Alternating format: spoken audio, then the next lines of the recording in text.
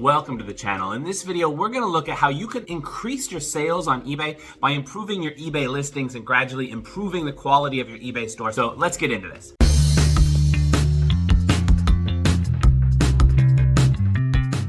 As we get started on this, I should mention a lot of the things I'm going to be talking about are kind of related to eBay's algorithm. They call it the Cassini algorithm. Now, we don't know the details of what this algorithm is, but through practice from not just myself, but a lot of different eBay people out there, there's certain things, certain nuggets of knowledge that are out there that tell us certain things that we can do in order to improve our sales with our eBay listings. I'm going to start off by going through like a couple of the more obvious ones, and then I'm going to start talking about some of the more nuanced stuff that requires a little bit more like reflecting and thinking about what your practice is. Now, the first, of course, is the product title. Now, in the realm of sports cards, in the realm of anything, you need to be descriptive. You need to think about what is somebody going to be searching for in the search box. There's certain things you want to make sure you have in there.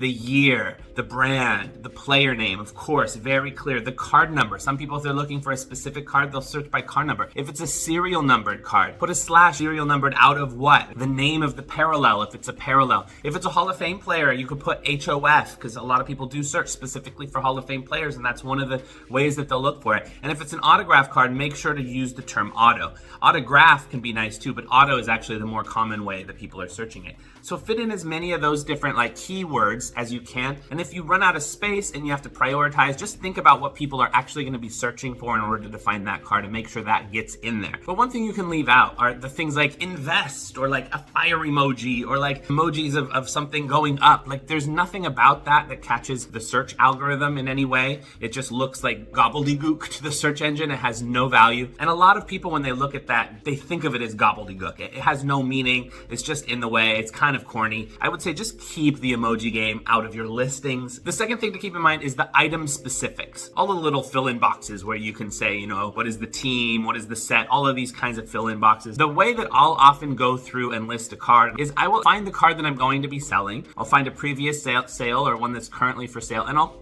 click sell similar. It just makes it easier, and a lot of those item specifics get filled in already. I would check your item specifics, make sure it's correct, see if there's some additional things that you can easily add in. The more things you have filled in that space, the more kind of hooks there are for eBay's search engine algorithm to kind of see that this is something this particular potential buyer is looking for. So if you leave those completely blank, I mean, you'll still have other things that eBay's search algorithm can hook into, but the more hooks you have, the more likely you are that random searcher is going to end up, finding your card. So it is good to put in as many of those specifics as you can, as long as they're all correct and true. I know if you're doing bulk orders, this can seem a little bit like a waste of time, so you do have to kind of reflect. If you're using something like Card Dealer Pro and you are doing like thousands of cards at a time, going through and changing the item specifics, it might be better to just leave those all blank. But most of us aren't doing that. Most of us are going to be, when we go to upload cards, we're going to upload 10 at a time or something like that. So if you can do that,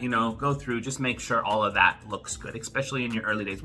Later on, once you have like regular customers, once you have a lot of inventory and constant inventory, maybe some of these things are less of a big deal, but especially when you're trying to get built, you need to have as many hooks as possible for eBay's search algorithm to find your cards. The next is description, and with sports cards, this can oftentimes be very simple. The most important thing I think to put in here is anything related to the condition of the card. If there's any scratches, if there's any dings, anything to mention, that's going to protect you a lot. If somebody gets a card and they see that there is this little scratch or this little ding, if it was clearly in the photographs, if it was clearly in the description, then they're more likely to not go through the process of getting it returned, because it's just like, oh man, that's my bad kind of thing. They might still ask for a return, who knows? But you can do your due diligence, make sure the photos show any kind of imperfections, make sure there's a description describes any imperfections, and also add some other little things in the description. It doesn't have to be detailed. I like to put some elements in there about like how I offer combined shipping, so people know that right off the bat. So if they want to buy multiple cards, they know they can do that. And again, this just creates more hooks for eBay search algorithm. The more kind of key phrases you have in there, the more hooks there are potentially for eBay to find your listing. The next is pricing. Now, eBay's algorithm is going to recognize if your cards are in the realm of normal for that particular card. Sometimes they do this incorrectly. They might be seeing it as a base card when it's actually a serial numbered card, which is one of the reasons that putting in the item specifics and putting the description very well in the title is very important, because if eBay's reading your card as a base card that's worth $1, but actually you're selling some card out of 25 that's actually worth, $70 or whatever, it might lower your card in the search engine if it thinks it's a base card, if it doesn't have anything to tell by its algorithm that this is actually a more rare card. So you got to make sure, the item specifics can help you with that. Because if you're posting a card and you see the median sales price, sometimes it pops up that information when you're choosing your price.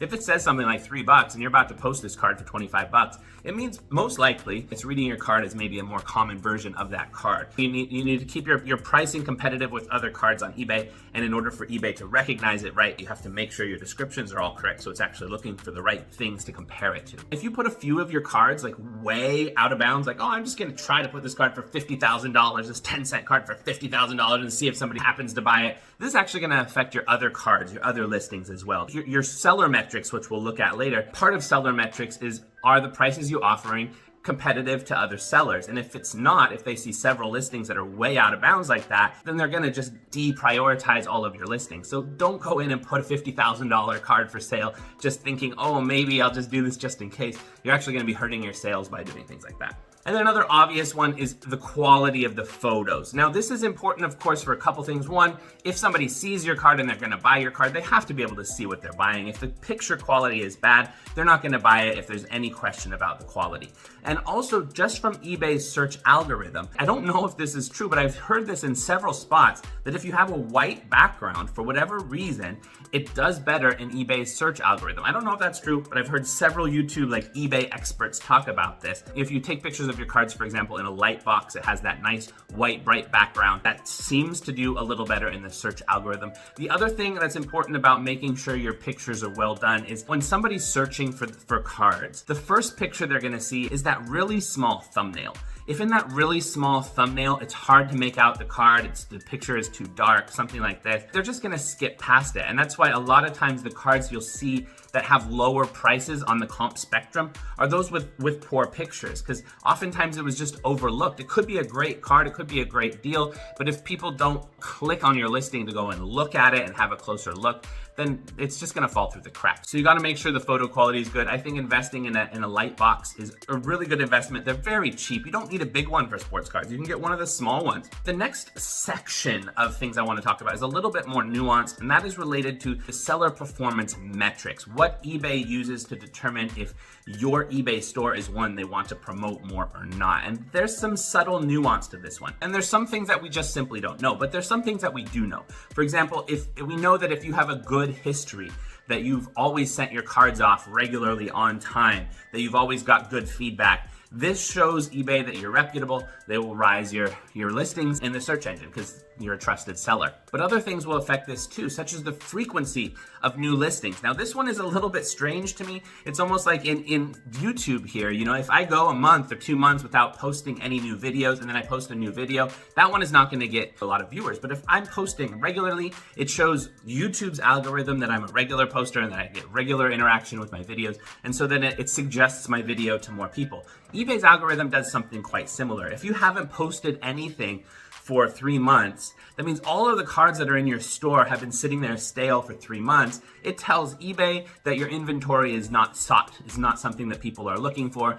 It deprioritizes it in the search engine, and even if people are looking for some of the cards you have there, they're gonna show other people's cards first who are more regular sellers who are posting regularly. So this idea of having kind of constantly fresh inventory is a big one I've come to discover. I've even done a few different ways. I mean, I will try to set up a schedule, and this is something you can do. I like to do bulk, do a lot of things at once. Like I'll take pictures of 50 different cards front and back in my Lightbox in one sit down occasion.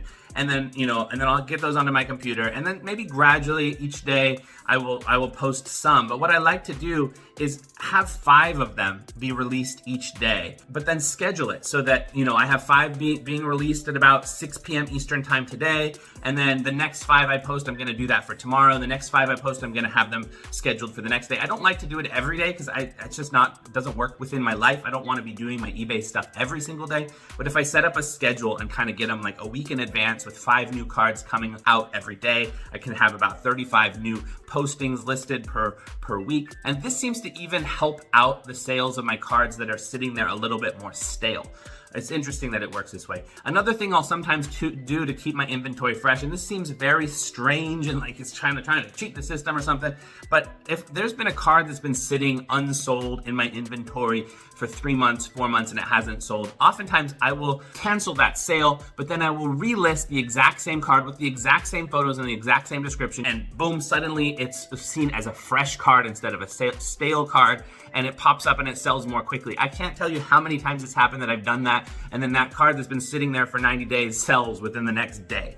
It's weird, but this is all, this is all related to eBay's algorithm. It's just one of those things. Fresh inventory helps a shop. Stale inventory moves down the listings. Another thing to keep in mind, if you have less eyeballs on your store because of lower metric, because of stale inventory, if you, for example, try to put something up for auction, it's very, very likely to be one of those comps that you sometimes see that just fall through the cracks. A $20 card that sells for 99 cents. Not all listings are going to be seen equally. The exact same card selling at the exact same time with the exact same ending time on an auction, if it's a seller that has a lot of eyeballs, will sell for a higher price than a seller that doesn't get eyeballs. It's just because of eBay's algorithm. It has nothing to do with anything else, really. With that in mind, I would suggest not even doing auctions at all until you've built up a foundation of customers, until you have regular inventory. You can see in your statistics, you can see if you're getting more view listings on your store in general. Once you're getting more and more and more, then you could consider doing something like an auction. I personally don't.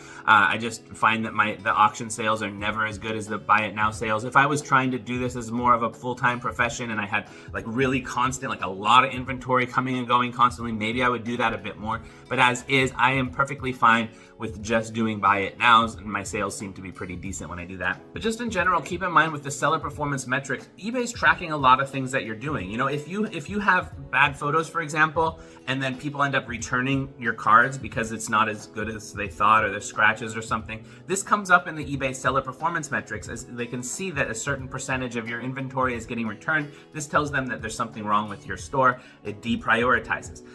If you take too long, if you say you're going to take 3 days but you take 4 days, maybe you don't even get a complaint for the customer, but their algorithm sees that you're not doing it as quickly as they ask you to. It's going to deprioritize your store. So there's a lot of things you can kind of search through your eBay metrics and make sure everything is like up to par. Make sure you're a top buyer.